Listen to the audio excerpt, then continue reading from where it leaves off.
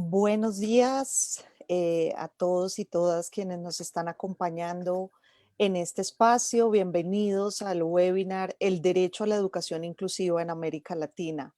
Reciban un saludo a todos quienes se están conectando vía Facebook Live en nuestro espacio de la Red Regional por la Educación Inclusiva. Mi nombre es Mónica Cortés, soy directora ejecutiva de ASDAUN Colombia, docente y consultora en temas sobre educación inclusiva y miembro fundador de la Red Regional por la Educación Inclusiva. La Red Regional por la Educación Inclusiva es una coalición de organizaciones de y para personas con discapacidad de Argentina, Brasil, Chile, Colombia, Paraguay, Perú y Uruguay, que trabajamos por el derecho de las personas con discapacidad a recibir educación inclusiva en escuelas comunes para todas y todos, sin dejar a nadie atrás. Nuestro objetivo es incidir políticamente a nivel nacional, regional e internacional para que los estados garanticen el derecho de todas las personas con y sin discapacidad a una educación inclusiva. Ese es el propósito de la red regional. Los invitamos a todos a seguirnos en nuestro sitio en Facebook, en nuestro correo, en nuestro sitio en la web, que cuenta con una serie de información muy valiosa, elementos, campañas.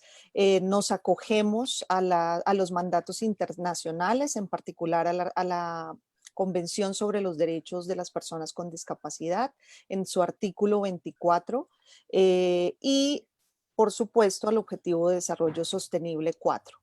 Desarrollamos también estrategias y acciones para promover e implementar políticas públicas frente al reconocimiento de este derecho a la educación inclusiva. Producimos también informes como el que les vamos a presentar el día de hoy. Hacemos contribuciones también en temas de derechos humanos y tenemos campañas que también pueden consultar y utilizar, que las tenemos en nuestra página web. También hacemos acciones ante tribunales internacionales como la Comisión Interamericana de Derechos Humanos, donde pudimos tener una audiencia el año pasado. Y hoy pues tenemos el gusto de presentarles y estamos haciendo este evento para presentarles el informe que pretende hacer una revisión del tema de del derecho a la educación inclusiva en los países de Latinoamérica, de los que hacen parte de la red regional. Y también queremos hacer un agradecimiento especial a CIDAUN en Costa Rica y a Paraíso Down en El Salvador, quienes nos ayudaron con información también para el informe. Este año, aunque hemos tenido el tema del COVID, también ha sido un año en el que hemos encontrado producción de información, de reportes, el reporte global de educación que también habla de educación para todos, el reporte que hoy también tiene la CLADE, que es el informe regional sobre el derecho a la educación de las personas con discapacidad en América Latina y el Caribe, y pues nuestro informe que hoy sale al aire, el derecho a la educación inclusiva en América Latina, que les vamos a estar informando en Facebook, donde los pueden consultar. Para dar inicio a este espacio, quiero presentarles a nuestras panelistas. Hoy nos está acompañando Joana Mode. Ella es coordinadora de políticas de la campaña latinoamericana por el derecho a la educación CLADE. Ella ha hecho parte, la CLADE es la red internacional presente en 18 países de América Latina y el Caribe, con sede en Sao Paulo. Joana ha participado activamente en el proceso de incidencia de la sociedad civil hacia la adopción de los Objetivos de Desarrollo Sostenible en las Naciones Unidas en el espacio del 2012 al 2015, y más recientemente ha estado trabajando en el seguimiento a la implementación en el Observatorio Regional de Educación Inclusiva, que es una iniciativa de CLADE, CEPAL, la OEI, UNESCO y UNICEF. Tiene estudios de maestría y doctorado en Sociología de la Educación por la Facultad de Educación de la Universidad de Sao Paulo, en la línea de estudios de educación y ciencias sociales, desigualdades y diferencias. Así que va a ser muy interesante oír a Giovanna hoy. Nos está acompañando también Pamela Smith. Ella es abogada y máster en Derecho por la Universidad de Syracuse, directora ejecutiva de Sociedad y Discapacidad, hace parte de la red regional, y también Pamela hace parte en Perú de la Coalición por la Educación Inclusiva, que es un grupo de organizaciones allá en Perú que promueven todo el tema de la educación inclusiva a nivel de país. Celeste Fernández también nos está acompañando, es otra de nuestras panelistas, es abogada, máster en Derecho, especialista en Derecho Procesal y Civil, candidata a magíster en Políticas Públicas y profesora en Ciencias Jurídicas. Actualmente se desempeña como coordinadora del programa de Derecho de las Personas con Discapacidad desde la Asociación Civil por la Igualdad y la Justicia de Argentina, que son también nuestros coordinadores de la red regional, y ASIC también moviliza el grupo Artículo 24, que es el grupo de organizaciones de la sociedad civil que promueve todo el tema de la educación inclusiva en Argentina. También hoy tenemos nuestros intérpretes en lengua de señas que nos permiten llegar a todos, a toda nuestra población, maestros, estudiantes y comunidad educativa de personas sordas a nivel de todos los países que nos están viendo. Nos está acompañando Juan David López, Natalia Quencellán, Mariana Ortiz y Pablo Baldrich. Y al final les vamos a contar un poco cómo funciona este ejercicio de la interpretación. Vamos entonces a dar inicio a este espacio y nuestras expositoras van a iniciar presentándonos cuáles han sido los hallazgos que ellas han encontrado. Vamos a empezar con Giovanna Mode, quien nos va a contar sobre los hallazgos que ellos desde la CLADE encontraron haciendo la consulta sobre el informe, y luego vamos a pasar a Pamela y a Celeste. Bienvenida, Giovanna.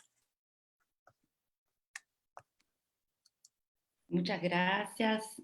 No sé si me escuchan, me confirman. Perfecto, Muy te bien, muy bien. escuchamos. Bueno, antes de todo, agradecerles muchísimo esta invitación. De verdad que es una alegría para la CLADE participar aquí de ese intercambio con la REI, que es no solo una aliada, pero más bien una referencia para nosotras, ¿no? Aquí en el campo de la lucha por la educación inclusiva. Eh, la CLADE es la campaña latinoamericana por el derecho a la educación. Para los que no conocen, es una red regional de organizaciones de la sociedad civil que actúan por el derecho a la educación en 18 países aquí de nuestra región, ¿no?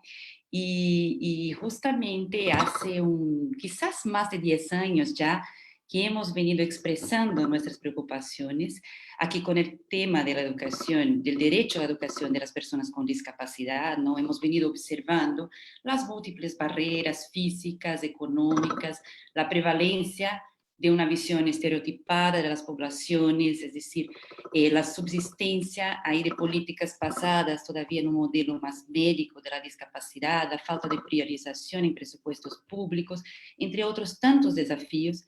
Hemos hecho ya también, coincidiendo con la red, también denuncias, campañas y varias iniciativas, y la más reciente es esa consulta, ¿no?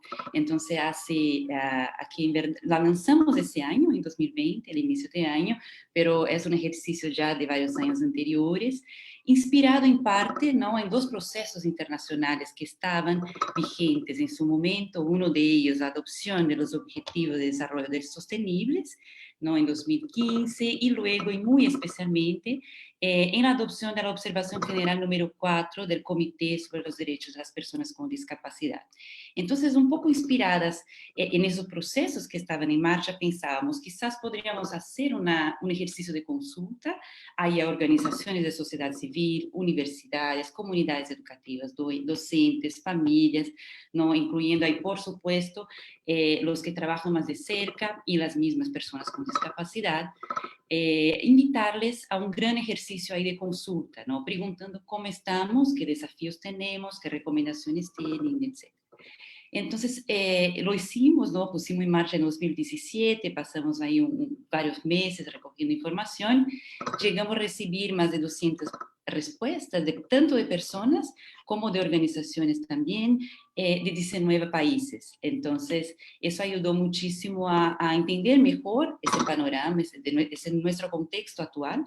Obviamente encontramos muchos de nuestros viejos desafíos, ¿no? Vigentes, todavía persistiendo ahí en nuestro escenario, pero también algunos matices y algunas cuestiones que quizás nos pasen más desapercibidas que vale la pena mencionar. Entonces, importante decir que entre las respuestas habíamos separado, había como dos cuestionarios distintos, uno de ellos para organizaciones que trabajan con el tema y universidades también que ahí producen sobre el tema, pero otro en separado para las comunidades educativas, docentes, estudiantes y familias, ¿no? Entonces, una hipótesis que teníamos al inicio era que quizás había cosas que pensaban diferentes, pero la gran mayoría, de verdad que la gran mayoría hubo coincidencia, ¿no? Entonces, con base en los instrumentos internacionales, establecemos ciertos ejes analíticos para hacer las preguntas, pero antes de entrar en ellos, quizás comentarles dos, tres puntos más generales, ¿no? Que eso salieron de manera transversal ahí en ese ejercicio de escucha. El primer de ellos es la manera como sigue existiendo esa gran necesidad de profundizar una cultura escolar verdaderamente inclusiva, ¿no? Todavía insistir en el sentido de la inclusión, o sea, ¿qué es eso? Debatir en su profundidad, o sea, ¿qué es esa idea? Eso todavía sentimos que mismo que obviamente las personas que contribuían con ese ejercicio de consulta ya eran involucradas con el tema, pero aún así sentíamos la necesidad de profundizar en ese punto, ¿no? O sea, en que pese a los muchos avances señalados también, estamos muy lejos, ¿no? Entonces, eso como un primer punto relacionado a ello. Obviamente, percibimos la importancia de aumentar el conocimiento sobre la convención, de más instrumentos internacionales, ese instrumental que tenemos, o sea, que consideramos que hay muchísima cosa que favorece, ¿no? O sea, la educación inclusiva, entonces aumentar el conocimiento de esos documentos. Y, y también a modo de inicio, aquí antes de los ejes más específicos, salieron algunas preocupaciones con retrocesos, ¿no? O sea, en nuestra región, ¿no? Ya les comentaré un poquito más en detalle, pero algunos retrocesos, y eso es quizás una alerta para nosotras de redes que trabajamos con el tema, o sea, mirar en dónde están pasando esos retrocesos, ¿no? Y qué se puede hacer. Entonces, eso quizás un punto a tener atención. Um, Como último comentario antes de pasar a los ejes, también en ese ejercicio no había ninguna pregunta específica sobre ese punto, pero pudimos percibir cómo esos obstáculos se agudizan en ciertos contextos, ¿no? Por ejemplo, nos pareció muy interesante la manera como apareció aquí la educación de personas adultas, ¿no? Y en el cruce que se hace con la realidad de las personas con discapacidad. Es decir, en general, estamos hablando más de niños, niñas y jóvenes, cuando se habla de la modalidad de educación de adultos. En toda la región, eso, o sea, estamos hablando de personas que no pudieran hacer sus estudios en la etapa, en la edad que usualmente se hace, y ahora que se cruza un tema de discapacidad con la búsqueda de esa modalidad de educación de adultos, ya más del 80% de las personas mencionaron en algún momento que no, para las personas adultas ya sería demasiado complicado, ¿no? Entonces, eso ya nos llamó mucho la atención que hay que poner en nuestra agenda también como un eje de lucha específico. Y además, en algunos contextos como las zonas rurales, obviamente se apuntó muchísimo menos acceso y posibilidades, ¿no? Que sería quizás otro punto para poner atención ahí en nuestras acciones de incidencia, campañas y diálogo con los estados. Bueno, entonces pasando aquí de manera bastante breve, ¿no? Le comento porque son 7 ejes que pensamos en, que estructuramos, de hecho, esta investigación, les comento así como algún punto de destaque de cada uno de ellos y después en el momento del debate quizás profundizamos alguno o volvemos aquí en alguno de ellos. El primer punto tenía que ver con la percepción sobre los sistemas educativos y el desarrollo de políticas inclusivas, ¿no? Entonces, aquí de manera general se reconocen avances, sobre todo después de la adopción de la Convención, y siempre se les atribuye a la lucha y presión de las comunidades y de la sociedad civil en general, ¿no? Aquí escuchamos una amplia defensa de la educación inclusiva, ¿no? En las más de 200 respuestas, o sea, todas han reforzado ese aspecto, ¿no? Y obviamente señalando su preocupación por el alcance de la misma, pero de acuerdo con ella, ¿no? Entonces, y aquí sí en un punto en donde respondientes de Brasil, Honduras, Nicaragua, Perú han comentado posibles retrocesos en sus países con los cambios de gobierno, ¿no? Lo que nos hace, ¿no? Refuerza la importancia de que nuestra lucha tiene que ser por políticas de Estado, ¿no? Que se queden más allá de los cambios de los gobiernos, porque en ese tema no hay espacio de retrocesos. Bueno, aquí también se señaló, especialmente en el caso de Nicaragua, Honduras, Haití, muchísimo la insuficiencia de la oferta en la educación regular, ¿no? El argumento no es que no se quiere, sino que no hay espacio, o sea, lo que absolutamente tenemos que superar. Um, Pasando al segundo eje, de manera también bastante sintética, aquí en el segundo eje buscábamos percibir un poco de la trayectoria educativa. Una vez que el tema del acceso ya esté resuelto, entonces cómo está la percepción sobre lo que encontramos ya dentro, ¿no? De los centros educativos. Y ahí vino la idea que vino con más expresión y fuerza por parte, aquí el número es de un 97%, de los participantes era la observación de la discriminación de distintas lógicas, y aquí son varios los ejemplos, ¿no? Al interior de los sistemas educativos. Entonces, lo que refuerza nuevamente ese punto como algo a superar con toda, colocar toda nuestra energía y de incidencia y campañas y luchas, ¿no? En la superación de ese aspecto. Y obviamente aquí también ya muchísimo se mencionó la persistencia de barreras ya mencionadas en la legislación, en la literatura, que ya conocemos bastante, ¿no? Que van desde la arquitectura, transportes, los materiales pedagógicos, eso todo. Escuchábamos nuevamente, ¿no? Es decir, cuando yo decía unos viejos y nuevos desafíos, ese tipo de ejercicio también nos ayuda a ver que tenemos que, no podemos olvidar de los viejos desafíos también, ¿no? Um, Aquí pasando a un tercer bloque de preguntas, tenía más que ver con la estructura necesaria, o sea, llamámonos la accesibilidad y adaptabilidad de los centros educativos. Entonces preguntábamos específicamente aquí de la infraestructura, recursos adaptados, materiales de apoyo, ¿no? Pedagógicos, tecnológicos, recursos humanos, docentes, personal de apoyo. Y aquí, bueno, aquí de hecho viene de manera muy concreta la magnitud de la distancia entre legislación y práctica.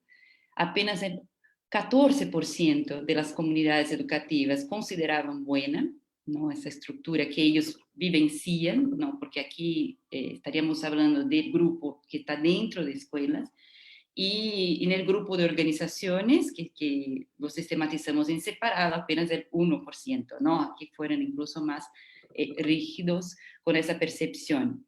Con relación a la disponibilidad específicamente de recursos y materiales, si bien se han notado avances, es muy significativo que más de la mitad, aquí casi un 60%, comentó que no son gratuitos. Entonces, ese es un punto que quisiera insistir también, que es fundamental, o sea, que esos recursos que muchas veces uno puede considerar como extra o que viene después, ¿no? Son un insumo fundamental y tiene que ser gratuito, ¿no? Entonces eso, quizá eso lo separamos desde CLADE como un punto de incidencia también muy importante.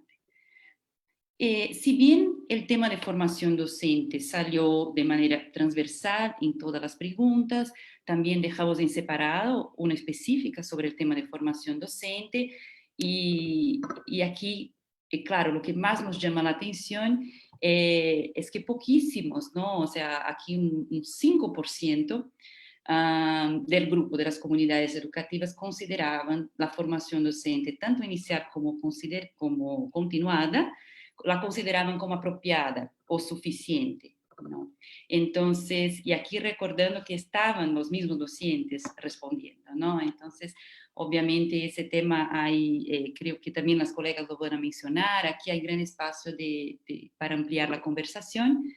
Um, y un quinto bloque que venía también relacionado a ese era de prácticas pedagógicas y currículos. Aquí concretamente se indagaba sobre el currículo, atención educativa complementaria y evaluaciones, ¿no? De manera general, la percepción que pudimos extraer fue de la prevalencia de un abordaje pedagógico todavía muy homogéneo, ¿no? En el sistema educativo, sin considerar las especificidades necesarias, esa como percepción general del grupo, de la amplia mayoría. Eh, Interesantemente, la mitad de las personas que contestaron a la consulta comentaron la existencia de actividades educativas complementarias, tanto individuales como en grupo. Sin embargo, la gran mayoría de ellas destacando que tienen que pagar por esos servicios, ¿no? Aquí en el caso mismo de Argentina se mencionó, en Bolivia, en Colombia, ¿no? O sea, ese nuevamente también es un punto que nosotros hemos separado como algo importante a considerarse. Las evaluaciones, por supuesto, evaluaciones educativas, todavía un desafío inmenso, ¿no? Aquí casi un 70% de los participantes, o sea, desconocen políticas y procedimientos específicos que respondan a las necesidades específicas, ¿no? De los estudiantes y las estudiantes con discapacidad. Um, bueno, para finalizar aquí, habíamos terminado con dos temas que para la CLAD, dos ejes que para la CLAD son fundamentales. Uno de ellos era un bloque de preguntas sobre participación, ¿no? Aquí considerando la participación como un principio, ¿no? Fundamental a una sociedad democrática, y también bajo el entendimiento que una política pública es más calificada cuando escucha a sus interlocutores, obviamente, ¿no? O sea, no es una razón de principio que tiene un fundamento imprescindible a ese ejercicio.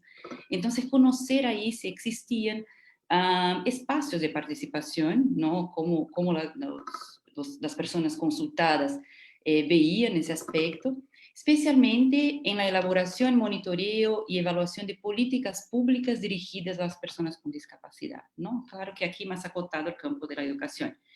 Y ahí, interesantemente, la mitad de las organizaciones de sociedad civil y academia afirmó que sí, que existen en sus contextos, sin embargo, expresaron preocupación por su efectividad, ¿no? Capacidad de influencia sobre la formulación e implementación de políticas públicas. Y a nivel más local, con los respondientes de la comunidad educativa, también la mitad, ¿no? O de los estudiantes, docentes y familias han dicho que sí, al interior de sus unidades ahí educativas, sí existen esos espacios de participación, sin embargo, cuestionaron también su efectividad, ¿no? O sea, si de hecho se les están escuchando. Bueno, aquí pareció como algo en la mitad del camino, la percepción sobre la participación, pero como un punto ahí que como claro queremos seguir insistiendo, ¿no? O sea, en su importancia. Y por fin preguntábamos específicamente del financiamiento educativo, porque se trata obviamente de un tema estructural para la realización del derecho a la educación en su integralidad, ¿no? O sea, tener recursos suficientes. Entonces, acá nos llamó muchísimo la atención la ausencia de respuestas, ¿no? O sea, y la ausencia de detalles. Es decir, nos trae como objetos aquí de incidencia y lucha no solo aumentar la presión por un mayor presupuesto disponible, sino más bien por una mayor transparencia y disponibilidad de información y de datos para que desde sociedad civil se pueda seguir, se pueda hacer ese monitoreo y escrutinio tan esencial, ¿no? Que eso es fundamental. Bueno, yo creo que ya voy llegando aquí al tiempo de esa primera intervención. Quizás yo terminaría con una frase de Paulo Freire, ya que el día 19 estamos también iniciando, 19 de septiembre, iniciando las celebraciones de su centenario. Entonces, y una frase que pusimos para abrir esa publicación de la consulta, ¿no? Que, entre comillas, a quien se le impide aprender, se le niega el mundo. Y lo que es quizá más grave es que el mundo tampoco puede cambiar si todas las personas no están incluidas, ¿no? Nos pareció bien bonita esa cita, eh, para poner ahí justamente en la primera página de nuestra consulta, que está disponible en la página de CLADE. Aquí con todo gusto también paso el link quizás en el chat y estaría disponible ahí para todos y todas. Bueno, muchísimas gracias.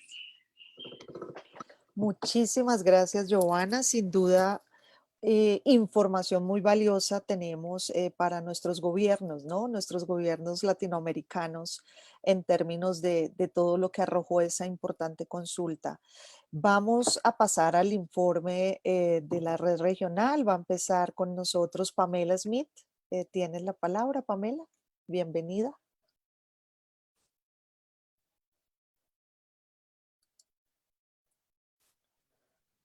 Hola, buenos días con todos y todas. Para mí es un gusto estar hoy, esta mañana, compartiendo con Celeste, con Mónica, con Giovanna, para hablar de un tema que nos preocupa desde las diferentes organizaciones que trabajamos en el derecho a la educación inclusiva. Bien, yo voy a empezar refiriéndome a algunos aspectos que se han abordado en el informe que se ha elaborado desde la Red Regional por la Educación Inclusiva.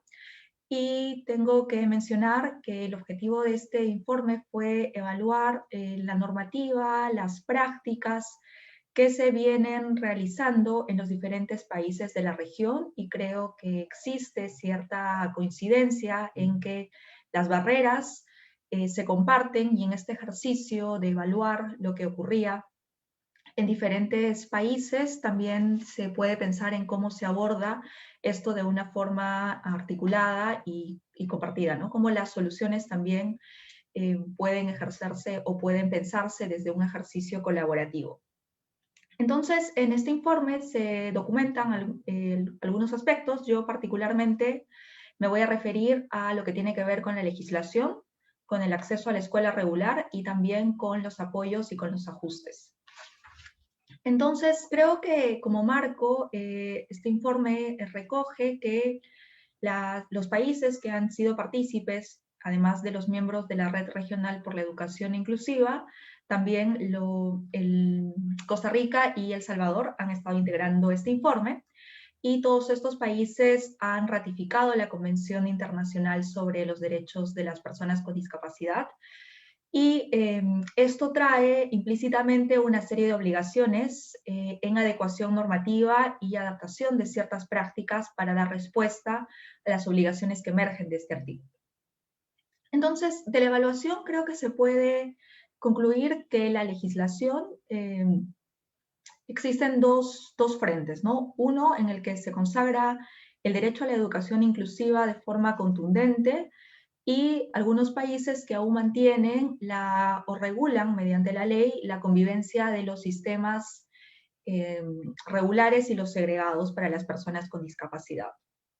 Creo que también se puede llegar a evidenciar que, pese a que la declaración es contundente de que existe un sistema denominado inclusivo, en las prácticas aún eso está lejos de cumplirse bajo los estándares que impone la Convención, y que la convivencia de estos dos sistemas, el regular y el segregado, existen en buena cuenta porque se considera que las personas con discapacidad o los estudiantes con discapacidad no pueden ser parte del sistema regular, ¿no? Entonces, se sigue aún insertando y percibiendo a esta parte de la comunidad educativa como ineducable, o que no reúne las características para ser parte del sistema regular. Entonces, creo que en principio tenemos esos dos aspectos en la legislación, y cuando uno desea o queremos indagar en cómo esta legislación en efecto aterriza en la práctica, es cuando ya vamos a empezar a ver cuáles son las barreras que se encuentran tanto para el acceso a la escuela regular y como en la trayectoria educativa. Si es que vamos a empezar a mencionar cuáles son los aspectos que condicionan el ingreso a la escuela regular, creo que en principio tenemos que referirnos a las condiciones materiales que bien recoge el informe que posibilitan. Y una, en efecto, es la norma, y la norma aún puede establecer o dirigir cuál es la escuela que le corresponde a cada estudiante, y aún se observa una influencia fuerte del modelo médico en determinar quiénes pueden asistir a qué tipo de escuela. Y lo segundo es que, bueno, existen condiciones que por supuesto también condicionan el hecho de que los estudiantes acudan o no a la escuela. Y pese a que no se aborda el aspecto de la exclusión del sistema educativo en general, se apuntan en algunas condiciones, como por ejemplo la falta de accesibilidad de las mismas escuelas y del transporte. O sea, todo eso que va a hacer posible que el estudiante en efecto llegue a la escuela. Tenemos eso por un lado, y lo otro es una serie de barreras que se encuentran en este proceso para simplemente ser parte de la escuela. Y creo que en ese aspecto se han recogido y se puede, los países coinciden en las barreras que encuentran. Y en principio tenemos que existe una negativa sostenida de los centros educativos de admitir a estudiantes con discapacidad. Y esto en base a una serie de pretextos que se pueden aducir, como por ejemplo la falta de vacantes o la falta de preparación del personal, las altas exigencias de la escuela, o la falta de accesibilidad dentro de la misma institución. Y además es importante señalar, y es algo que se ha detectado en este informe, que por lo general estas justificaciones se brindan de forma verbal, lo cual impide activar mecanismos de reclamo o de fiscalización por parte de las entidades encargadas. Entonces ahí tenemos un primer problema de cómo documentamos estas negativas que son discriminatorias a la luz de los tratados y las legislaciones internas. En segundo lugar, tenemos que también se exige a las familias que los estudiantes o las estudiantes con discapacidad acudan con apoyos, o se condiciona su matriculación a que puedan brindar y tener disponible un apoyo que los acompañe, ¿no? Y esto se hace por lo general ante la mera existencia de la discapacidad, sin una evaluación profunda de si en realidad el estudiante requiere o no un apoyo.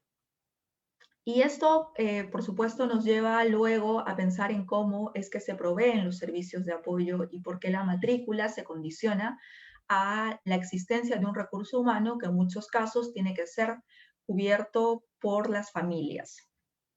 Y cómo esto también funciona como desincentivo para aquellas personas que no pueden contar con el apoyo, ya sea solventándolo o que no acceden al apoyo que puede disponer los ministerios de educación o las entidades pertinentes.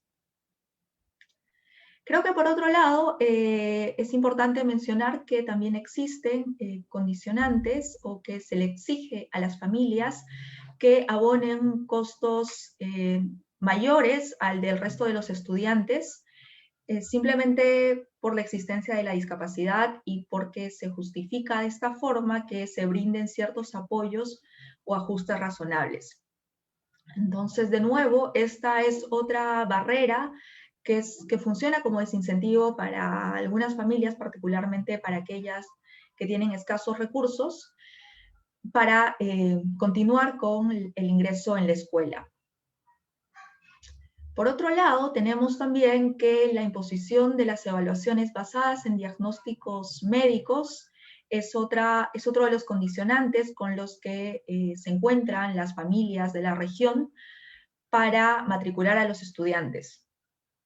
Y por lo que se percibe y se documenta en el informe, estas por lo general lo que pretenden es simplemente hacer una evaluación de las condiciones médicas o de salud en lugar de analizar cuáles pueden ser los requerimientos de apoyo o una evaluación de un corte más pedagógico. Y ahí encontramos una barrera importante porque vemos que se sigue condicionando el acceso y el ejercicio del derecho a la educación a las condiciones médicas, o que esto puede funcionar como un factor que determine si es que evaluar si es que el estudiante merece o no estar en determinada escuela, que es la escuela regular.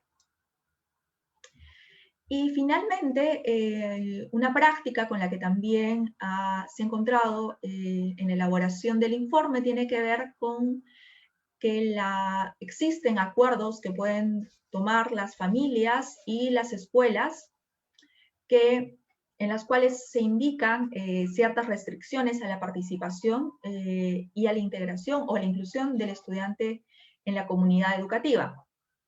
Y esto se puede materializar a través de la firma de ciertos acuerdos o contratos donde se especifica, por ejemplo, la reducción de la carga horaria o la imposibilidad del o la estudiante con discapacidad en participar en determinadas actividades de la escuela y la exoneración de la responsabilidad del centro educativo sobre determinadas condiciones de aprendizaje del estudiante con discapacidad. Entonces, como se evidencia, todas las barreras de las que hemos hecho un recuento se oponen a la legislación internacional, y la práctica o la forma en la que estas toman forma impide también que en muchos casos se puedan activar ciertos mecanismos de fiscalización y de denuncia por parte de las familias.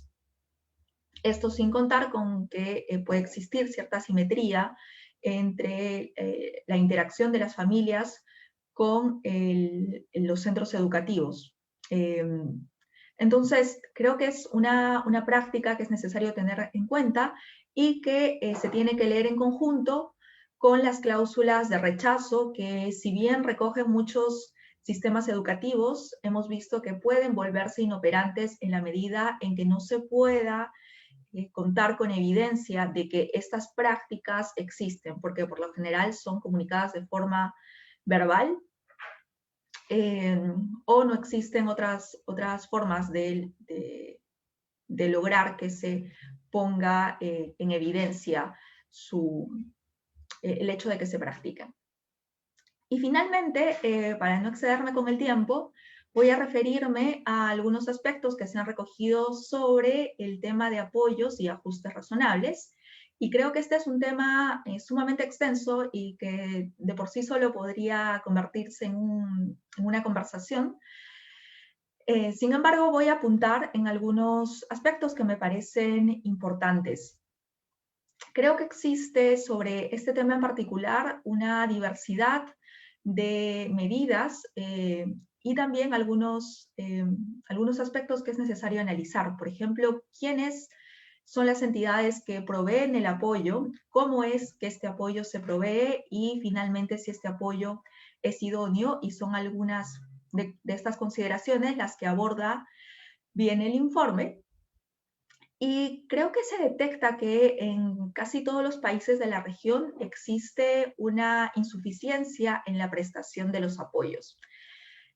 Pese a que se han intentado ser implementados desde diversas maneras y tomando diversas medidas, existe aún un problema en la cobertura de estos servicios y que estos alcancen finalmente a los estudiantes con discapacidad.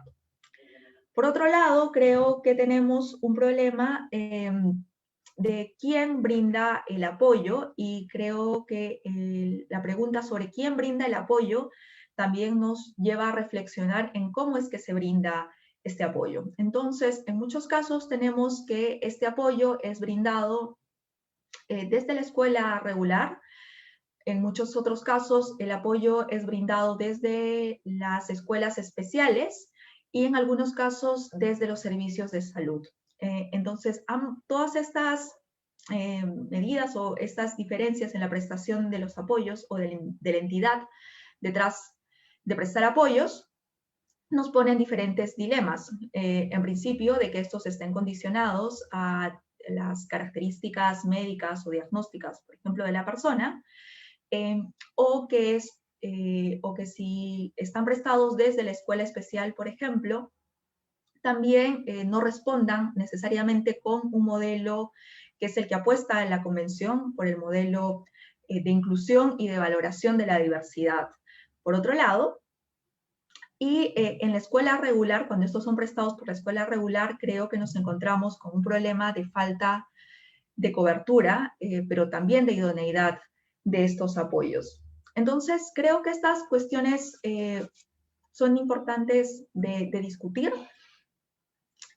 Lo otro que hemos ido evidenciando en la recopilación de este informe es que muchas veces los apoyos son prestados desde equipos externos. Entonces, ahí tenemos también una brecha en la cobertura y tenemos que pensar en cómo es que en realidad la itinerancia o estos equipos externos dan respuesta en específico a las necesidades tanto de la escuela como de los mismos estudiantes con discapacidad.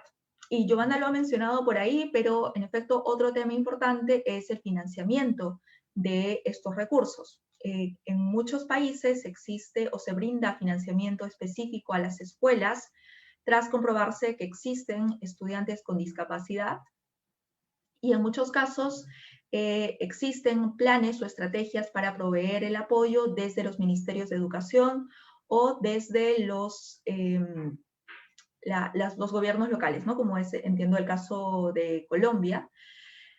Sin embargo, este sigue siendo, me parece, aún una deuda pendiente, tanto el de apoyos como lo de ajustes, porque tenemos o se entiende, creo, desde la Convención, de que para garantizar el derecho a la educación inclusiva no es necesariamente acoger al estudiante en la escuela, que en efecto es el primer paso, pero es empezar a la transformación de este sistema, y la transformación de este sistema tiene que ver con la provisión de los apoyos y también de los ajustes. Y finalmente me gustaría apuntar en que en la medida que aún se condicionen los apoyos al desembolso de determinadas cantidades de dinero o que la cobertura no se garantice, lo que hace es postergar o profundizar la brecha de acceso que tienen algunos estudiantes con discapacidad cuya condición es atravesada por muchas otras identidades, por ejemplo, la situación de pobreza o la falta de acceso a diversas tecnologías o aquellos que se encuentran en comunidades rurales, donde, por ejemplo, estos equipos itinerantes podrían no llegar. He intentado hacer un bosquejo casi panorámico de la situación. El informe va a estar disponible para su revisión y, por supuesto, podemos iniciar una conversación. Tampoco he insistido en el punto de para quién estamos brindando apoyo en este momento, si es que la mirada sigue centrada en el estudiante o es que también tendríamos que cambiar la mirada hacia las escuelas o el apoyo hacia las gestiones educativas en lugar de los estudiantes. Pero dejo eso ahí y le doy pase a Mónica y a Celeste. Muchísimas gracias. Muchísimas gracias, Pamela. Creo que muy, muy interesante nos está resultando para motivar la consulta. Nos están siguiendo en Facebook Live 200 personas, 204. Entonces también queremos motivarlos a que nos escriban allí sus preguntas, comentarios de lo que están escuchando y voy a darle paso a Celeste Fernández de Argentina para complementar. Bueno, muchas gracias Mónica y muchas gracias a todas y a todos por estar ahí. Es un placer estar compartiendo esta mañana con ustedes. Bueno, un poco continuando con lo que mencionaba Pamela, otro de los ejes analizados en el informe fue la cuestión de la evaluación y de la certificación. Voy a profundizar un poco en la cuestión de la certificación porque la evaluación tiene mucho que ver con los apoyos, ¿no? Apoyos para la enseñanza y la evaluación, con lo que hablaba Pamela, pero después en el espacio de preguntas y demás podemos profundizar. lo que vemos en nuestros países y lo que el informe puso de manifiesto es que es muy frecuente que las personas con discapacidad que cursan sus estudios con un proyecto pedagógico individualizado o personalizado, se les nieguen luego los títulos, no se les entregue ningún documento o se les dé una especie de certificación que no acredita la finalización de la escuela. Y esto les impide, obviamente, continuar estudiando, insertarse en el mercado laboral y, en definitiva, elegir qué camino seguir, ¿no? Armar sus propios proyectos de vida. Y creo que en esta situación hay tres grandes paradojas. Una que tiene que ver con, bueno, los apoyos que se plasman en estos proyectos, que sirven para garantizar la inclusión, terminan utilizándose contra ella, ¿no? Le decimos a los estudiantes y a sus familias que armamos este proyecto para incluirlo en un contexto que está fuertemente atravesado por una lógica rígida, homogeneizante y demás, esto que hablaba Giovanna, pero después uso eso para excluirlo y privarlo de continuar estudiando y privarlo de trabajar. La segunda gran paradoja es que las personas, los estados definen ciertos niveles de enseñanza que son obligatorios para todos los niños y niñas. Entonces hablamos de que la educación es universal, establecemos que hay ciertos niveles que todos los niños deben atravesar, y de repente tenemos generaciones enteras de niños, niñas y adolescentes con discapacidad que no terminan la escuela. Y eso es normal, ¿no? Simplemente se acepta. En nuestra región esto se naturaliza absolutamente, pero es algo que tenemos que empezar a problematizar. Y la tercera gran paradoja es que el sistema educativo, al no entregar títulos, está poniendo techos. O sea, contrariamente a lo que es la esencia de la educación, el sistema educativo empieza a limitar a las personas. En lugar de estimular a todos a crecer y a desarrollar su potencial, etc., les indica, bueno, esto ya no lo vas a poder hacer, hasta acá llegaste, ¿no? Y ahí lo que tenemos que pensar, y que es una pregunta que deberíamos hacernos seriamente, es ¿quién puede decir hasta dónde va a aprender una persona, no? Eso es algo que está en el sistema educativo, está muy naturalizado, ¿no? De docente diciendo hasta dónde puede llegar. Y eso, la capacidad de aprendizaje es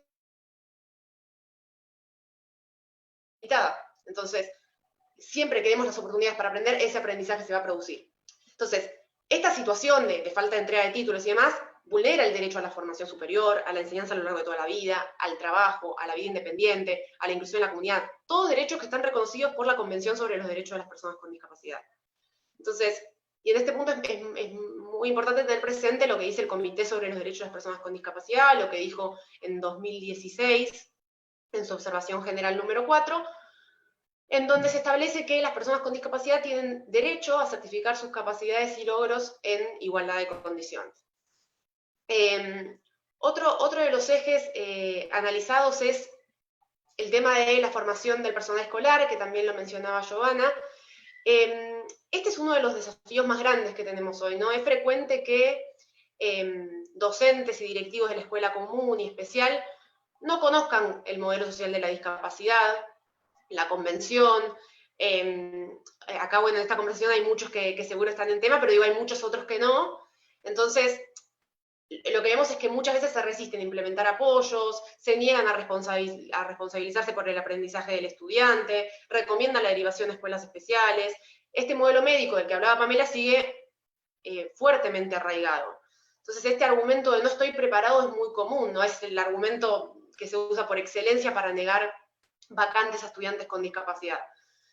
Entonces, si bien la formación docente, tanto la inicial como la continua, tiene que ser problematizada y tiene que modificarse y tiene que transformarse, hay muchos cambios que implican trabajar desde lo actitudinal, ¿no? Que implican poner en cuestión las barreras actitudinales que nosotros tenemos y utilizar de una mejor manera las herramientas que docentes y directivos ya tienen, ¿no? Entonces, en esto de derribar ciertas barreras actitudinales, hay que ver a los estudiantes como sujetos con potencial y no desde el déficit. No preguntarse qué diagnóstico tienen, sino qué condiciones tenemos que generar para que aprendan como todos los demás. Deben creer verdaderamente que esos estudiantes pueden aprender si se generan las condiciones para que eso suceda. Y siempre tienen que mantener altas expectativas sobre todo. Entonces, hay que preguntarse, ¿de qué formas puedo enseñar? ¿De qué formas puedo evaluar? para garantizar efectivamente que ese estudiante esté en igualdad de condiciones con los demás.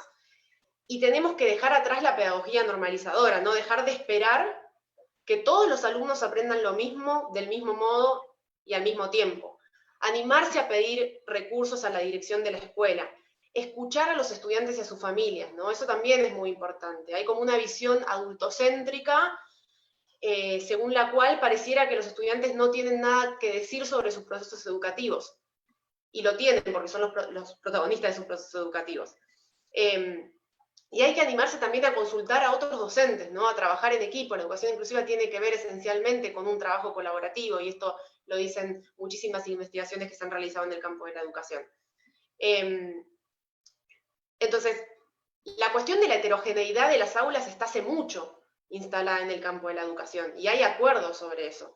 Entonces, hay que usar todos estos desarrollos en favor de la inclusión de las personas con discapacidad, ¿no? Porque muchas veces se reconoce más para otros colectivos en situación de vulnerabilidad, pero no se plantea demasiado, no se aplica demasiado estos desarrollos a la cuestión de las personas con discapacidad. Entonces, un punto de partida muy importante es que podamos reflexionar críticamente sobre nuestras intervenciones, o sea, repensar las formas tradicionales en las que enseñamos, ¿no? Y también cuál es nuestra función como educadores, ¿no? ¿Qué buscamos que el sistema educativo deje a las personas que pasan por ahí? Es importante mencionar que no vamos a encontrar un libro que nos diga cómo enseñar a todos los estudiantes, porque ningún estudiante aprende igual a otro. No es que todas las personas que comparten un determinado diagnóstico aprenden igual, y que todas las que no tienen un diagnóstico aprenden igual. Y no es que hay que ser experto en diagnósticos, ¿no? O sea, para educar a una persona con discapacidad hay que indagar en lo pedagógico y en lo didáctico, no en lo médico, ¿no? Y tener muy presente que la educación inclusiva no es un trabajo en soledad, ¿no? Que es un trabajo colaborativo, esto que decía recién.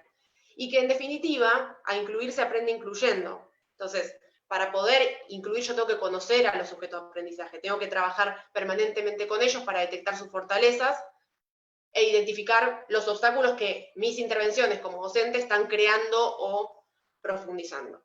Entonces, un poco para cerrar con esta cuestión, el tema no es solo cómo tenemos que reformar los sistemas de formación docente y qué se debe incorporar a las currículas, que sin duda es un punto importantísimo, pero también tenemos que pensar cómo los conocimientos que ya tienen se pueden poner al servicio de la inclusión. Otra de las cuestiones que vimos al realizar este informe es que no hay mecanismos efectivos para reclamar ante situaciones de discriminación en el sistema educativo.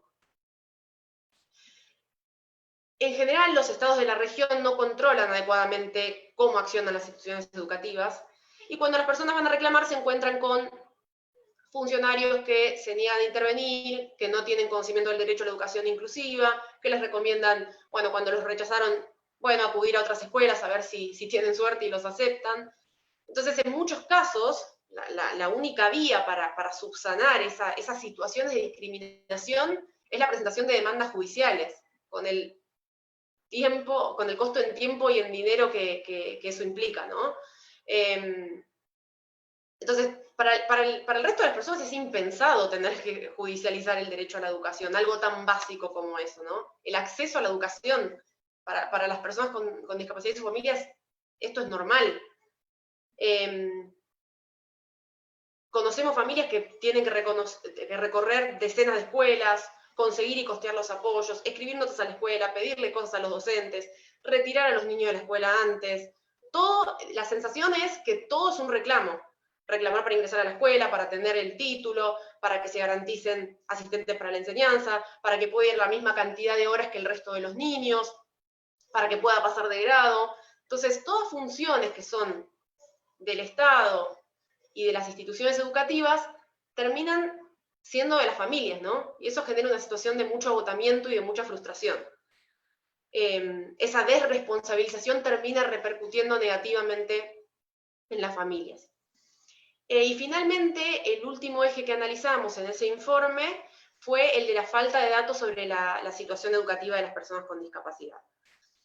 Lo cierto es que lo que vemos en los países de la región es que no se produce información cualitativa y cuantitativa que permita construir un diagnóstico completo, preciso, fiable, ¿no? Eso no quiere decir que no se releven ciertos datos significativos. Por ejemplo, algunos países tienen identificadas cuántas personas van a escuelas comunes y cuántas van a especiales, ¿no? Eso es un dato muy importante para ir viendo si efectivamente se están transfiriendo recursos de los entornos segregados a los inclusivos, si los niños y niñas están pudiendo pasar de un sistema a otro.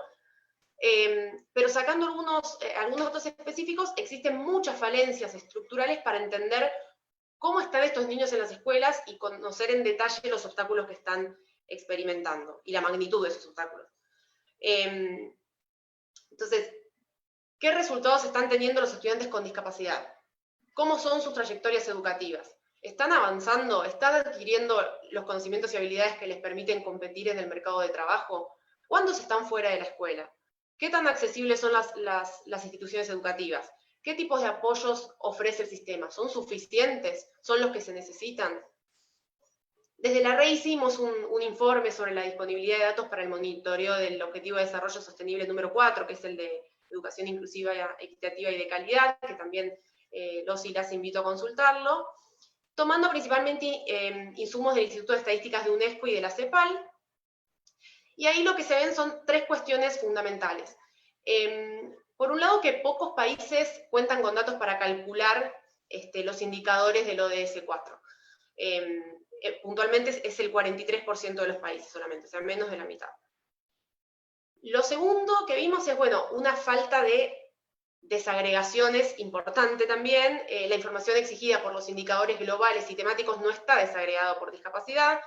De hecho, según el Instituto de Estadísticas de UNESCO, el acceso a información estadística sobre educación que está desagregado por discapacidad es el menos disponible en la región. Solo el 11% de los países encuestados por UNESCO tienen información desagregada por discapacidad. Y si no se desagregan, los indicadores pueden ser engañosos en cuanto a los progresos alcanzados por los estados, porque yo puedo decir, bueno, la tasa de egreso es tanta, ¿no? Pero si no desagrego y no identifico, si no separo ahí solamente las personas con discapacidad, su situación, su tasa de egreso, que es mucho menor, se va a diluir en esas cifras generales. Y lo tercero que vimos es que los estados no están elaborando indicadores nacionales para dar cuenta de las especificidades locales, ¿no? En la Agenda de Desarrollo Sostenible se dan indicadores globales, pero las regiones y los países a su vez pueden adoptar sus propios indicadores para dar cuenta de esas especificidades. Y lo cierto es que muy pocos países han adoptado indicadores que permitan monitorear la educación de las personas con discapacidad. Y esto no es un problema teórico, sino esencialmente práctico. O sea, la falta de datos de calidad obstaculiza la realización del derecho a la educación inclusiva. Y también invisibiliza a las personas con discapacidad frente a los gobiernos que tienen que garantizar este derecho. Y acá lo que vemos, en definitiva, es que las personas con discapacidad hoy no son una prioridad para los gobiernos. Que los gobiernos no están preocupados por cómo mejorar su calidad educativa. Entonces, desde la sociedad civil es muy importante que demandemos más y mejores datos. Tenemos que tener indicadores estructurales, de procesos, de resultados, de impacto, que permitan monitorear las políticas que estamos implementando. La información es fundamental para el proceso de planificación, de implementación y de evaluación de las políticas públicas, para monitorear si los estados verdaderamente están cumpliendo con los tratados internacionales, y también para que la sociedad civil pueda controlar la gestión pública, ¿no? Que podamos mirar, o sea, que el gobierno se informe qué es lo que está haciendo para avanzar en el cumplimiento de la convención. Entonces, para concluir, un poco creo que lo que nos muestra el informe de la REI y también la consulta de CLADE, es que la vulneración del derecho a la educación tiene un carácter sistémico y estructural hoy, que nuestros sistemas educativos todavía siguen, que tienen esa lógica binaria de lo normal y de lo anormal, ¿no? De estudiantes tipo y de estudiantes que no se ajustan a ese estándar, muy arraigada. Entonces, para deconstruir esa escuela homogeneizante que produjo y reprodujo tanta exclusión, y en definitiva para crear sociedades más justas, porque tanto desde Red como CLADE sostenemos que eso es, digamos, que la educación inclusiva es una herramienta para alcanzar sociedades más justas. Hay que implementar una amplia gama de acciones en diferentes niveles, a nivel de la política, de la cultura, de la práctica, que cada uno desde su lugar, digamos, tiene que impulsar. Y creo que estar conversando sobre esto en este webinario es un primer paso muy importante.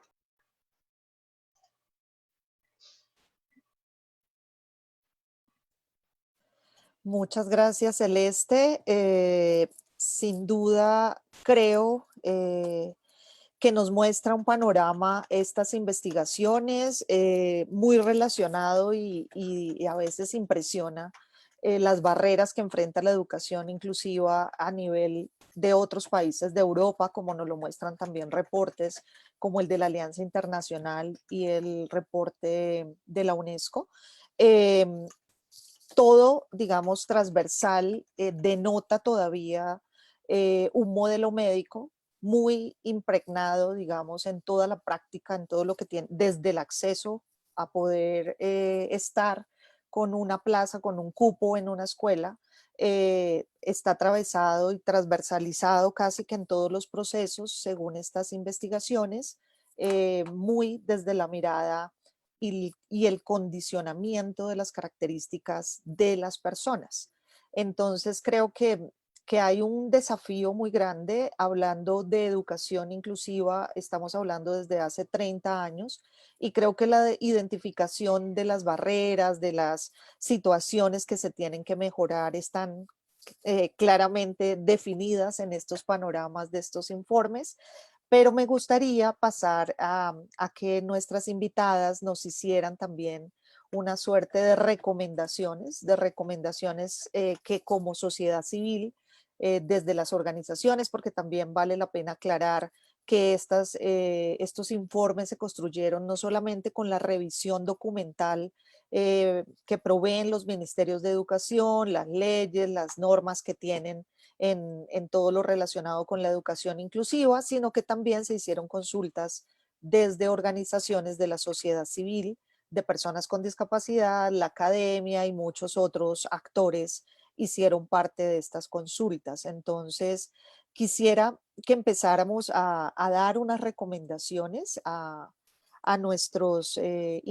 todos los que nos están siguiendo, más de 200 personas por Facebook Live, entonces que pasáramos a unas respuestas cortas frente a recomendaciones que pudiéramos hacerles desde lo que ustedes ya analizaron, ya construyeron. Entonces, Giovanna, si quieres, empezamos con algunas recomendaciones. ¿Me escuchan? Sí, te escuchamos, Giovanna. Aquí me dice que no puedo abrir mi cámara. No sé si el administrador me ayuda. Start my video. Así. Gracias.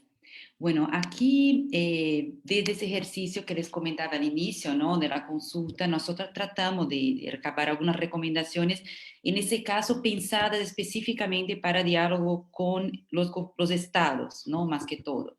Entonces, en ese sentido, les comparto aquí también de manera bien breve algunas de ellas. Primero que todo, pensábamos que reforzar la importancia de la observación general número 4, que creo que Celeste la mencionó, está ahí disponible, consideramos una pieza así bien amplia, ¿no? O sea, como un punto de partida, ¿no? Para ese diálogo ahí con estados y gobiernos. Sin embargo, algunos puntos más específicos.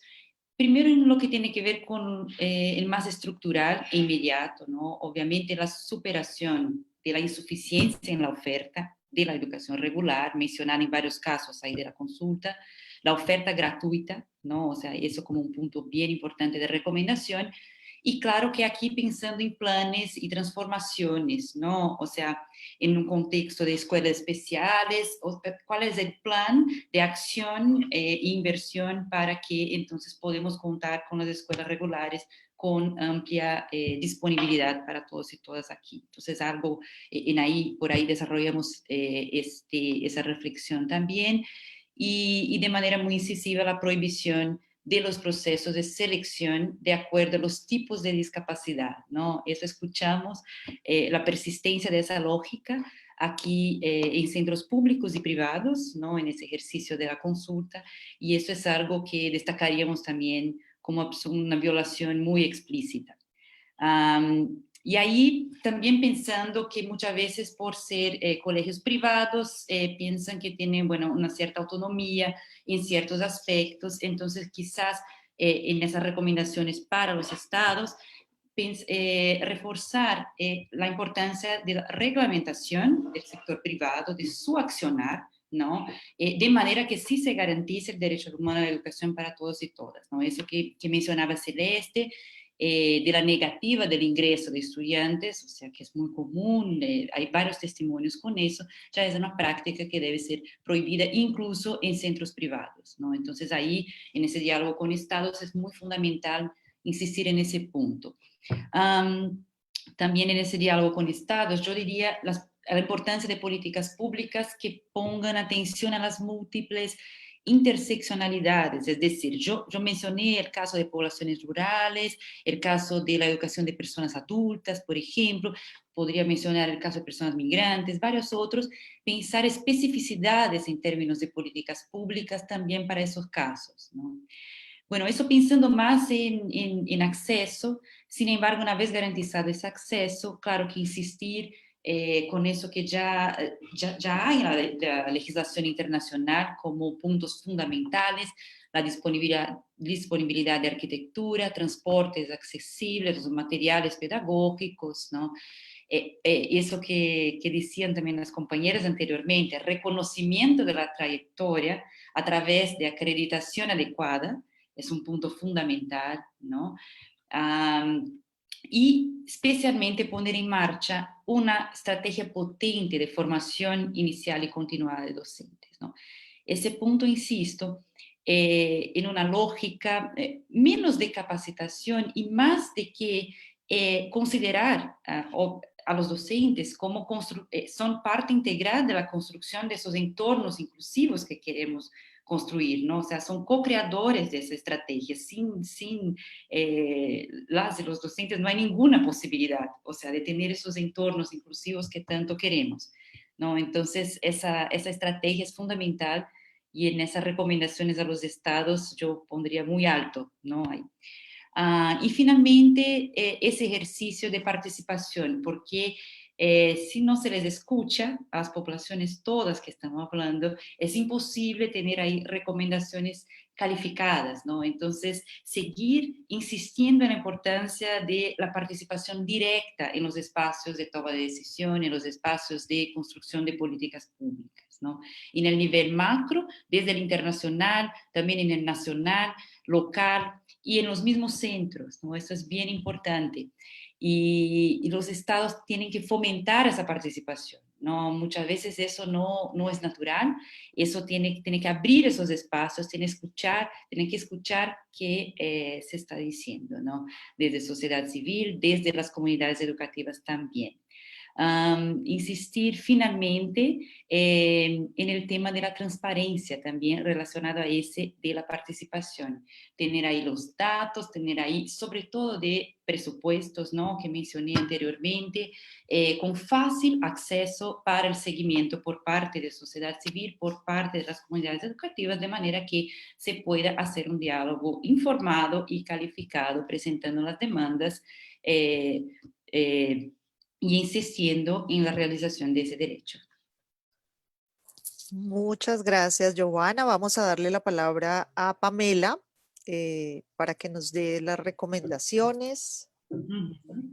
Sí, a mí me gustaría, muchas gracias, me gustaría concentrarme en algunas recomendaciones que se pueden formular a las organizaciones de la sociedad civil. Y creo que estas están concentradas, en principio, creo que no podemos entender las organizaciones o el trabajo de las organizaciones desvinculadas de las familias y las mismas personas con discapacidad. Entonces, creo que ahí es necesario implementar estrategias para lograr la apropiación del derecho que, como hemos visto en el informe y creo que se ha narrado en este espacio, aún se percibe como un favor y no como un derecho. Entonces, creo que hay que afinar ahí las estrategias, empoderar a las familias, lograr que se apropien de este derecho, lo conozcan y también conozcan la normativa de cada país para que puedan activar otros mecanismos, ya sean los judiciales, ya sean los administrativos, pero que se creen las condiciones para que las personas puedan conocer y también activar sus derechos en las vías correspondientes.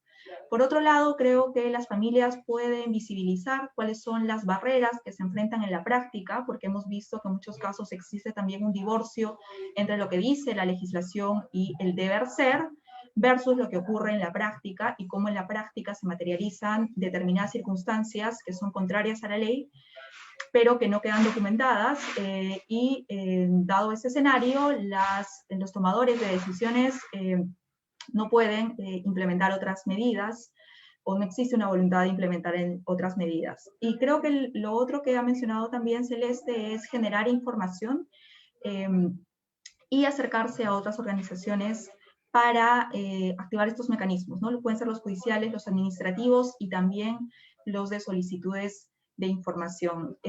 Yo lamento tener que retirarme, me gustaría seguir, pero bueno, uno tiene que cumplir otro tipo de compromisos que no habían sido previstos, así que les agradezco y muchísimas gracias.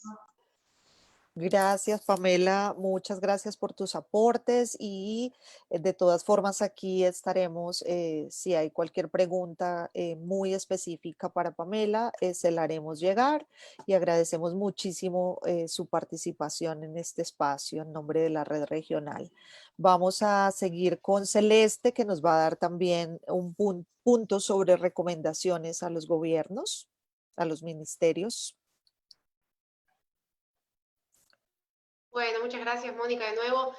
Sí, un poco para complementar lo que mencionaron Giovanna y Pamela, que hablaron de ciertas cuestiones, de ciertas recomendaciones, digamos que es importante que adopte la sociedad civil y también los estados, para profundizar un poco en las instituciones educativas en sí.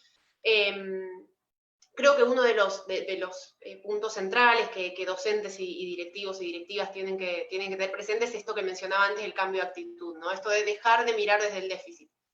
Partir siempre de la idea de que los estudiantes con discapacidad son alumnos legítimos de las escuelas y que su lugar está con los demás niños. Entonces, empezar a desarrollar un perfil crítico y reflexivo, involucrarse en revisar y repensar sus prácticas junto a otros docentes, a otros profesionales, y poder, digamos, poder interiorizar esto que decía de, bueno, los saberes para la educación en aulas inclusivas no vienen de la medicina, no vienen de la psiquiatría ni de otras disciplinas, vienen de la didáctica y de la pedagogía. Y también animarse a indagar en las producciones académicas disponibles, porque ya hay mucho investigado sobre esto, y hay muchos materiales que pueden ser de utilidad y que pueden permitir explorar formas inclusivas de pensar los procesos de enseñanza y aprendizaje. Entonces, esto de buscar también, en la medida de las posibilidades que tenga cada uno, oportunidades para capacitarse, como a través de este webinario, está buenísimo. Y también animarse a conversar con otros docentes. Eso es como muy importante, ¿no? Hay mucha literatura que prueba la efectividad del trabajo y el apoyo entre pares. El otro punto que es muy importante es escuchar a los alumnos y alumnas, ¿no? Esto de entender que son los protagonistas de sus procesos de aprendizaje. Y también escuchar mucho a las familias, que tienen mucho para aportar en esos procesos. Y para los directivos específicamente se aplica todo esto que vengo diciendo, pero también hay algunas cuestiones particulares que hacen a su función. O sea, es muy importante, el rol de los directores y directoras es muy importante para la institución educativa, porque son quienes deben crear las condiciones para que la inclusión sea una realidad. La inclusión es un proyecto colaborativo y colectivo. Entonces, la inclusión tiene que ser un proyecto institucional de la escuela. Se deben dar recursos a los docentes, se deben institucionalizar espacios de trabajo colaborativo, se debe motivar a los y las docentes a trabajar por la inclusión. Y básicamente también las instituciones educativas deben poder pedir a los estados los recursos que necesitan, ¿no? El último garante del derecho a la educación es el Estado, y como tal tiene que garantizar recursos. Así que creo que básicamente con eso tenemos un panorama completo, esto sumado a las cosas que mencionó Giovanna y Pamela. Muchas gracias, Celeste. Yo creo que en todo lo que nos han mostrado hoy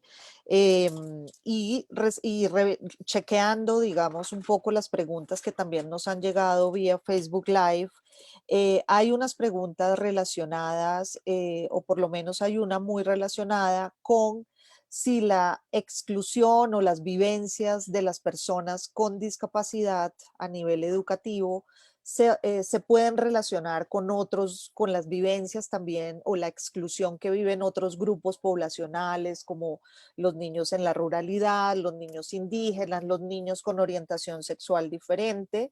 Y creo que Giovanna abordó un poco el tema de la interseccionalidad y no sé si sería, pues me parece una pregunta importante mostrar la dimensión del concepto de inclusión. Entonces, no sé si Giovanna quieres profundizar un poco más en esa pregunta de la interseccionalidad. El tema me parece importante.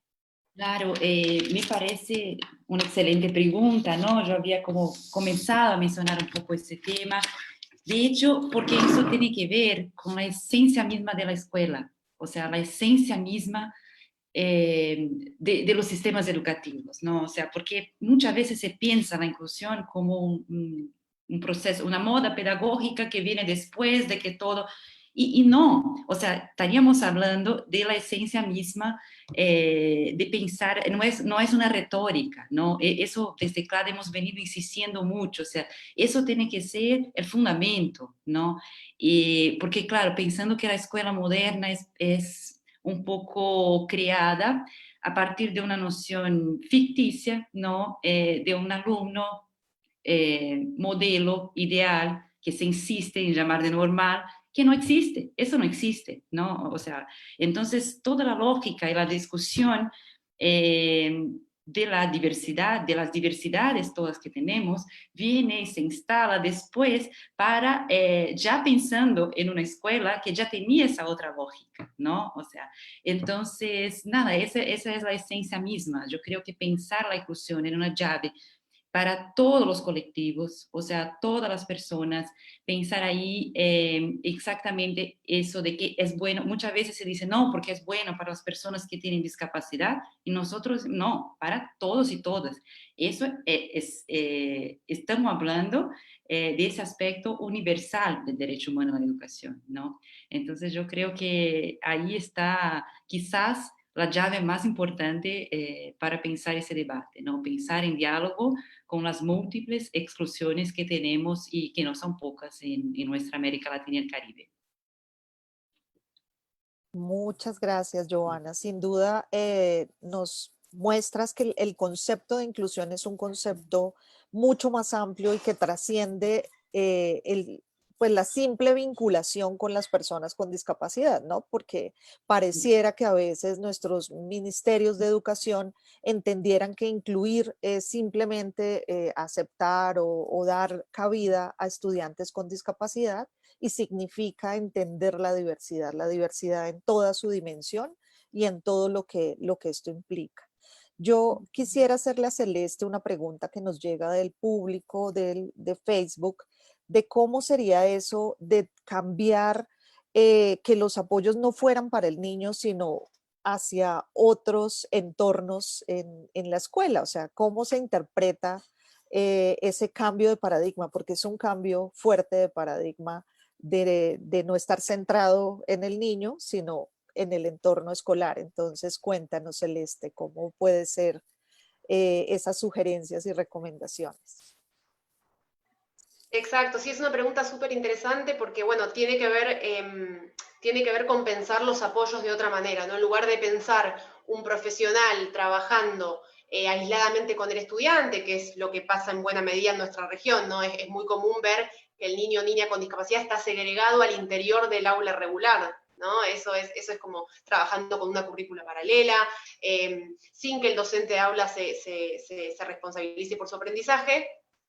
Y en realidad los países que han avanzado en políticas de educación inclusiva evidencian que en realidad el abordaje fue otro, que lo que se buscó fue que los profesionales de apoyo fueran también docentes con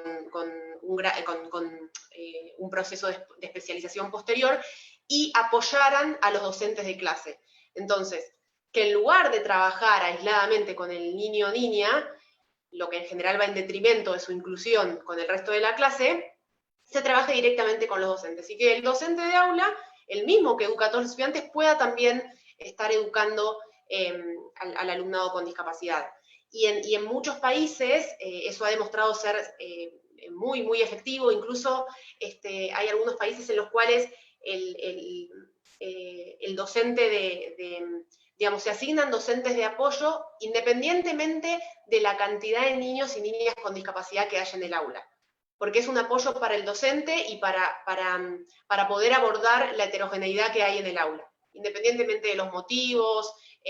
Hay sistemas que están avanzando mucho en dejar de etiquetar a los estudiantes, ¿no? Como en pensar que cualquier persona en cualquier momento de su trayectoria educativa puede necesitar apoyos para aprender. Eso es algo que también tenemos como mucho en la cabeza, esto de, bueno, las personas con discapacidad necesitan apoyos. Y en realidad nuestra escuela homogeneizante que buscó aplanar las diferencias, dejó afuera a otros colectivos. Y hay personas que hoy están quedando afuera, no son personas con discapacidad, pero también están quedando afuera por esas lógicas rígidas, por esos modelos de éxito y de fracaso digamos que hoy tienen y mantienen lamentablemente las instituciones educativas. Entonces, la educación inclusiva justamente nos invita a cambiar todo eso y a crear aulas, escuelas, comunidades educativas que sean inclusivas. Gracias, Celeste. Yo quisiera también contribuir y mostrar un poco que, por ejemplo, en Colombia el tema hoy lo tenemos centrado en que nuestras docentes de apoyo o ese rol de las docentes de apoyo tiene que trasladarse, digamos, a que sean parte de los equipos de trabajo con los docentes de cada disciplina, y ese trabajo colaborativo les permita dar y plantear estrategias para que los estudiantes puedan favorecer sus procesos y participación en todos los entornos escolares, en todas las actividades, en todos los espacios. Entonces creo que es un trabajo, y nos lo muestran estos informes, que siempre tienden a decir y en las consultas los maestros siempre tienden a decir que ellos no están preparados, que ellos no están listos, y esto nos hace ver que el apoyo definitivamente es para el docente. Son ellos los que no están listos. El niño es niño, el estudiante es estudiante con algunas características particulares y tiene derecho, digamos, a estar en el entorno, pero somos todos los que estamos alrededor en esa comunidad escolar quienes podemos favorecer o no, teniendo en cuenta sus características, cómo es que puede participar de la mejor manera. Es un cambio absoluto de enfoque y de paradigma, pero creo que es el fin último de todo esto que hablamos de educación para todos, educación de calidad que respete la diversidad y la diversidad de cada uno.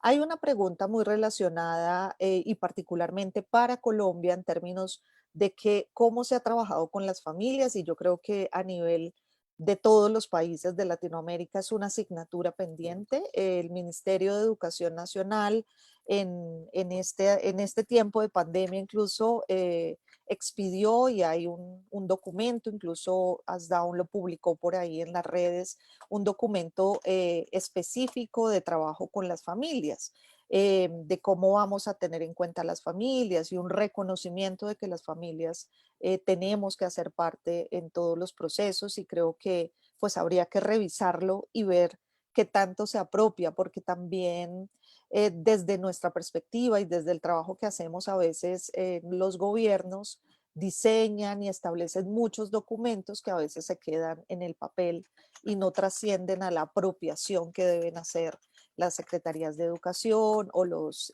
directivos y operadores, digamos, del sistema educativo, tanto público como privado, para llevarlos a la práctica.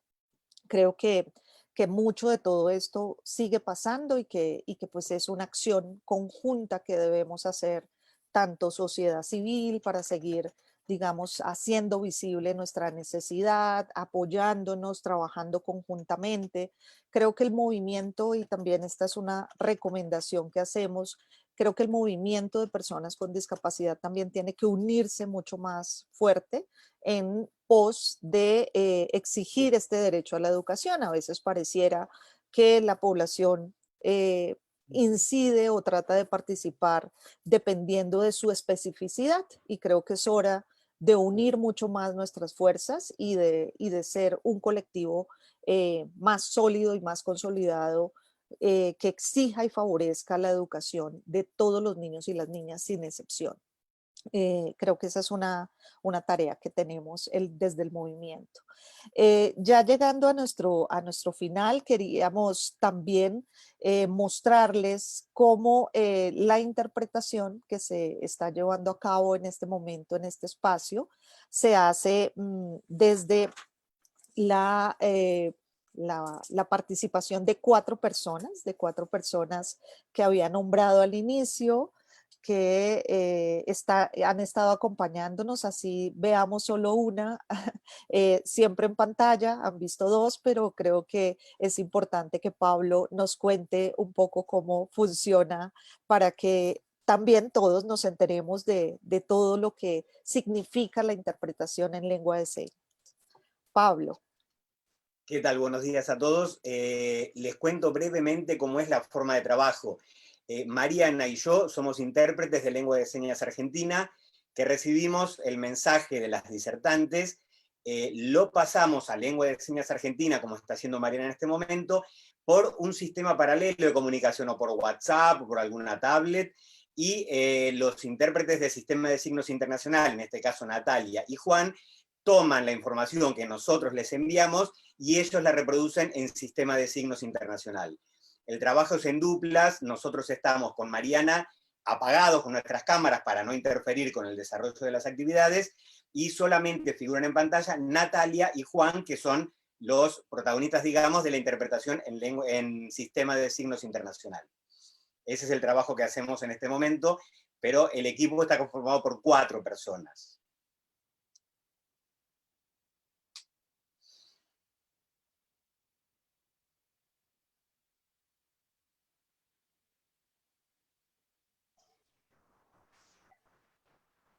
Perfecto, Pablo, muchas gracias. No, a Ahí ustedes. justo Mónica, ahí está. Justo ahí volvió a entrar Mónica para hacer el cierre. Bueno, muchísimas gracias. Muchas gracias, Pablo. Creo que eso es muy importante, dar a conocer cómo funciona el tema de la interpretación, porque sí surge mucho la pregunta de cómo hacerlo de la mejor manera, ¿no? Y de manera calificada, que la interpretación sea de calidad para todos. Entonces, muchísimas gracias a Pablo, a Mariana, a Natalia y a Juan, por habernos acompañado en este espacio, a todos los que también estuvieron. No olviden que tenemos estos 2 informes para ustedes, que los estaremos compartiendo en links, en nuestras páginas, en nuestros sitios de Facebook también, y los invitamos pues a consultarlos, a apropiarlos y a que tengamos muchos más elementos siempre para que la educación inclusiva sea una realidad para las personas con discapacidad en Latinoamérica y el Caribe. Muchísimas gracias a todos y todas por acompañarnos en este espacio.